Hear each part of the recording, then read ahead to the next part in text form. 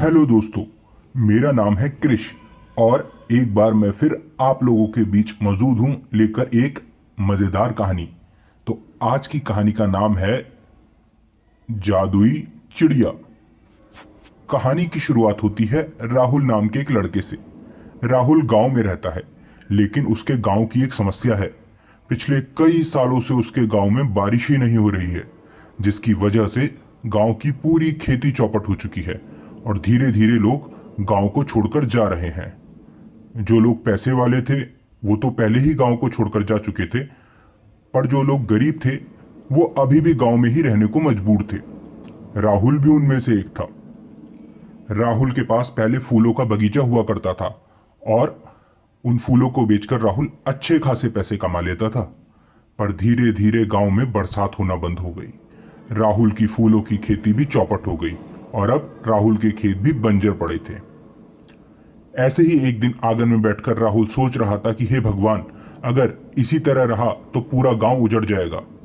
फसल तो पहले ही तबाह हो चुकी है, जो हमारे पास पालतू जानवर हैं वह भी मर जाएंगे और पूरा गांव वीरान हो जाएगा। इतने में आसमान से 3 जादुई चिड़िया राहुल के सामने आई और राहुल से बोली, हम काफी दिनों से देख रहे हैं तुम रोज रात इतना परेशान होकर कुछ सोचते रहते हो। क्या हम तुम्हारी कुछ मदद कर सकते हैं? पहले तो राहुल 3 चिड़ियों को देखकर अचंभे में पड़ गया और उनसे पूछने लगा कि आप कौन हो। चिड़ियों ने कहा, हम बारिश की चिड़िया हैं, अगर तुम चाहो तो हम तुम्हें एक वरदान दे सकते हैं, पर शर्त यह है कि वरदान बारिश से ही संबंधित होना चाहिए। इस वरदान के जरिए तुम जिस चीज के बारे में ही सोचोगे, आसमान से उसी चीज की बारिश होने लगेगी। ऐसा कहकर चिड़ियों ने बोला। तो राहुल ने सोचा ये तो बहुत बढ़िया है। बात को आगे बढ़ाते हुए चिड़िया ने कहा, बस बारिश के बारे में सोचना और हमारी बात याद करना, बिल्कुल वैसा ही होगा। राहुल इस बात से बहुत खुश था। अगले दिन सुबह उठकर राहुल ने सोचा कि पहले उसकी फूलों की खेती थी, चलो फूलों की ही बारिश करवा ली जाए। राहुल ने मन में फूलों की बारिश के बारे में सोचा और आसमान से झरझर झरझर बारिश होने लगी। थोड़ी ही देर में पूरे गांव में फूल ही फूल फैले हुए थे। राहुल जितने फूल बटोर सकता था बटोर चुका था और उन्हें बाजार में बेचने चले गया और उसे अच्छे खासे पैसे भी मिले। लेकिन जब राहुल वापस लौटा तो उसने देखा कि सारे फूलों पर कीड़े मकोड़े भिनभिना रहे हैं और फूल सड़ना शुरू हो चुके हैं, जिससे सारे गांव वाले परेशान हैं। ये कीड़े मकोड़े राहुल को भी परेशान करने लगे थे। राहुल ने घर जाकर फिर से एक ऐसी बारिश के बारे में सोचा जिससे सारे कीड़े मकोड़े गांव से दूर चले जाएं। ठीक वैसा ही हुआ। थोड़ी देर बाद गांव से सारे फूल और कीड़े मकोड़े दोनों गायब थे। अब राहुल 3 में से 2 चिड़ियाओं का वरदान पूरा कर चुका था। अब उसके पास सिर्फ एक समय की बारिश बची थी।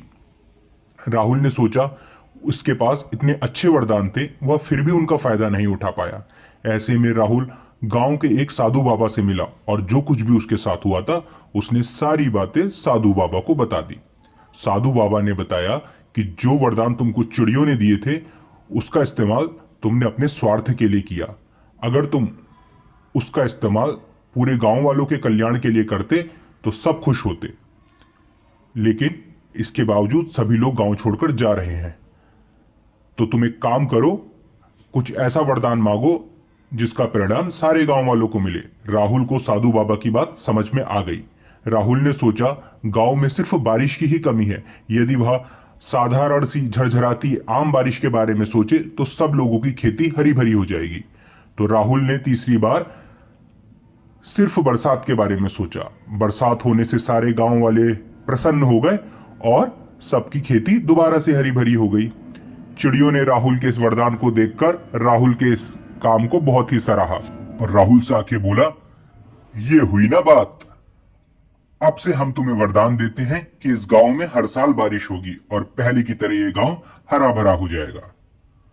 तो दोस्तों, ये थी आज की कहानी।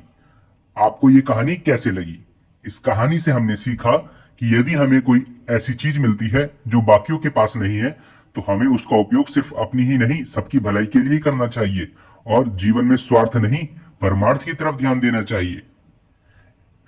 आपको ये कहानी अच्छी लगी तो कमेंट बॉक्स में जरूर बताएं और ऐसी ही कहानियों को सुनने के लिए हमारे चैनल को सब्सक्राइब करें तथा अपने दोस्तों को भी सब्सक्राइब करने को कहें और अपने आसपास के छोटे बच्चों को ऐसी कहानियां जरूर दिखाएं।